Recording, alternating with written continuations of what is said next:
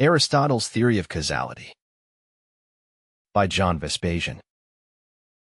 It is not easy to summarize the work of a lifetime in one sentence, especially when the person in question has written 1.5 million words. However, in Aristotle's case, we do not even need a full sentence to summarize his teachings. We can do it in just one word: causality. Aristotle, 384 to 322 BC, is not only the three most influential philosophers in history, but the creator of brand new mentality. The other two key philosophers, Plato and Kant, cannot claim the same honor. Through keen observation and logic, Aristotle arrived at the conclusion that everything in the natural world has a purpose and a cause. When I say everything, I really mean everything tangible or intangible, whether in the past, in the present, or in the future. What is Aristotle's theory of causality? What is Aristotle's theory of causality? It's widely known as the theory of the four causes because that's the name that monks gave it in the late Middle Ages and early Renaissance. Aristotle named the four causes as follows: the material cause, the formal cause, the efficient cause, and the final cause. The latter is particularly interesting because it links the events of the world to human motivation. First, the material cause is the substance or ingredients of which something is made. One could say that the material cause is answering the question, what is this thing made of? For instance, in the case of a car body, the material cause is steel. In the case of a basketball, the material cause is rubber. Second, the formal cause represents the shape of the thing in question. It provides an answer to the question, what is the shape of this thing? For instance, in the case of a bicycle, the formal cause must necessarily include at least two wheels. In the case of a pen, the formal cause is an elongated thin shape. Third, the efficient cause. Aristotle defined it as the force responsible for making an event happen. The efficient cause is answering the questions, what is causing the movement? What is making this thing happen? In the case of the car, the efficient cause is a car manufacturer. In the case of a bicycle, it is the bicycle manufacturer, and so on. Fourth, the final cause, which constitutes the most crucial element in Aristotle's philosophy. The final cause explains the purpose of an action or an event. In Greek, the term purpose is expressed as telos. This is why philosophers call the study of Aristotle's final cause as teleology, which means the study of purpose. The final cause is answering questions such as, what is the goal of this action? What is the point? What is the intended purpose? In the case of a car purchase, the buyer's final cause is mobility. In the case of a pen purchase, the final cause is to write, and so on. The examples that I have used are straightforward, but there are many cases when it proves extremely difficult to figure out the efficient cause and the final cause of events. 25 centuries after Aristotle's death, we are still struggling to apply his theories consistently. Implications of Aristotle's theory of causation. Aristotle's theory of causation has profound implications on how we assess the natural world and human actions. It enables us to study and explain all sorts of phenomena. It helps us study physical objects such as clouds and the behavior of all living creatures, also including human beings. There are two unique aspects of Aristotle's final causation. One, the fact that no prior thinker, neither in Greece nor anywhere else, had come up with the concept, not even Socrates or Plato. The second unique aspect is that the study of final causation is laying down the foundation for rational discussions on ethics and happiness. I must underline the word rational because, in contrast to prior philosophers, Aristotle strived to identify the good life by using reason, not feelings or intuitions. According to Aristotle, if you identify and pursue your final cause or telos correctly, you will enjoy a flourishing, happy life. You'll be able to fulfill your potential as much as possible and enjoy every day to the maximum.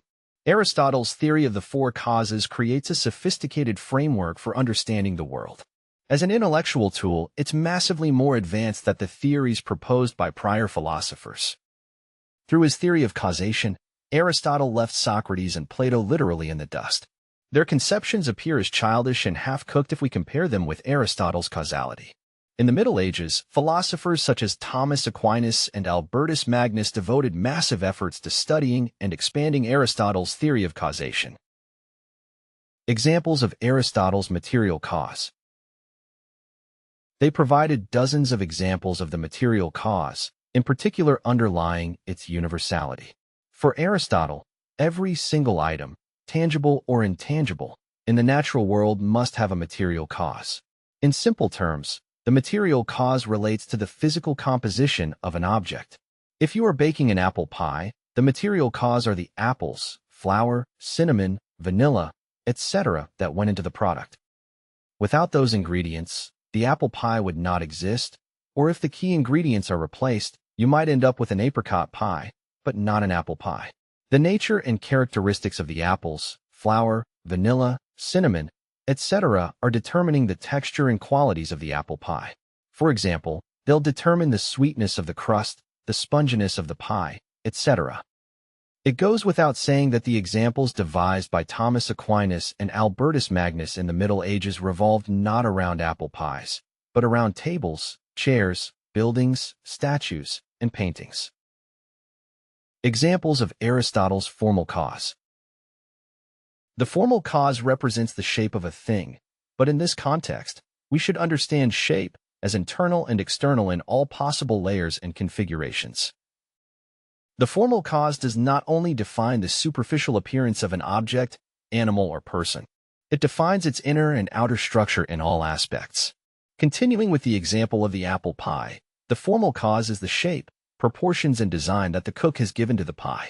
The cook's skilled actions have given the pie a recognizable, meaningful, tasty shape, which distinguishes it from a loaf of bread or a muffin. Aristotle's distinction between material and formal causes is emphasizing the idea that objects possess a physical existence, material cause, and an underlying shape, formal cause.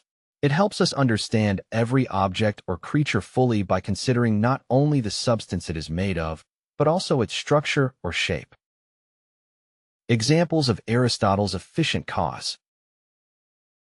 The efficient cause represents the agent or force responsible for bringing something into existence. It's about understanding the immediate or proximate cause of an event or movement. In murder investigations, vast efforts are sometimes devoted to identifying the efficient cause. What is the cause of death? Is it true that the victim died because he fell from the window? Or was he already dead and then dropped from the window? Science, and in particular medical science, revolves around the identification of the efficient cause. Why do people fall ill with the flu in the winter, but not in the summer? What's the cause of fever, and at which point a high temperature becomes dangerous? Aristotle established the foundation for addressing those questions rationally. Examples of Aristotle's final cause. In Aristotle's philosophy, the final cause is the concept that deals with the purpose, aim, or motivation of a phenomenon. It answers the question, what are you trying to achieve with this action? In the case of human actions, the correct answer can prove sometimes hard to find. If you are driving a car in the morning, you may answer that your final cause is to get to work, but we can keep probing for answers. Why did you choose this particular job? What is your goal in the next years if you stay at that job? Why are you not considering a move? For a living organism, the final cause concerns its survival and happiness. Aristotle believed that everything in the natural world has a purpose, which contributes to order and harmony in the universe. Dogs and cats also have a final cause in their actions, even if those may look random to us. The final cause implies that we can only understand the full nature of someone if we grasp his purpose. This is why the police want to identify the cause of crimes, and not just apprehend the culprits. Sometimes, the cause of a crime is self-evident, but on many occasions, it is not clear why the crime was committed. Happiness and Aristotle's final cause. In the positive sense, the final cause of human action is related to the idea of happiness, or eudaimonia in Greek. In the eyes of Aristotle, happiness can only be attained if you fulfill your potential by living virtuously and meaningfully. This perspective, which is unique to Aristotle, is light years ahead of prior philosophers. Socrates and Plato never managed to link the concepts of virtue and happiness, and their morality commandments lack consistency. Aristotle was the first thinker in history to emphasize the importance of aligning our actions and purpose rationally, not randomly or emotionally. He sustained that, by doing so, we can attain success and happiness to the maximum extent that is possible under the circumstances.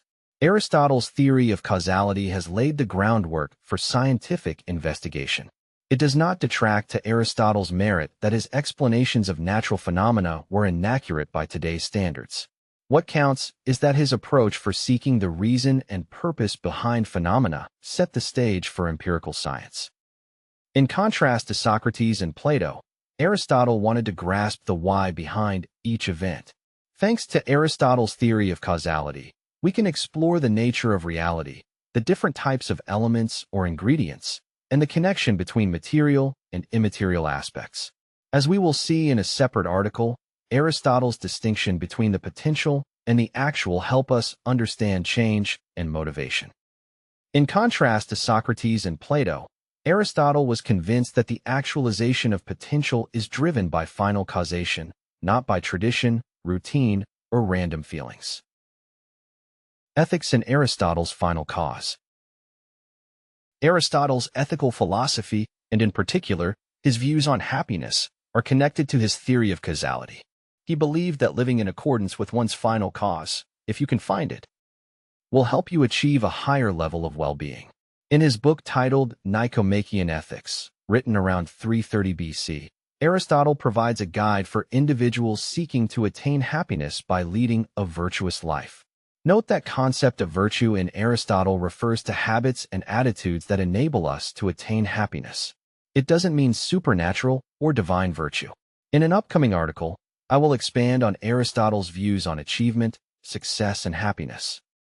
What is remarkable is that every aspect of Aristotle's philosophy is tightly interconnected and consistent. There are no loose ends or contradictions.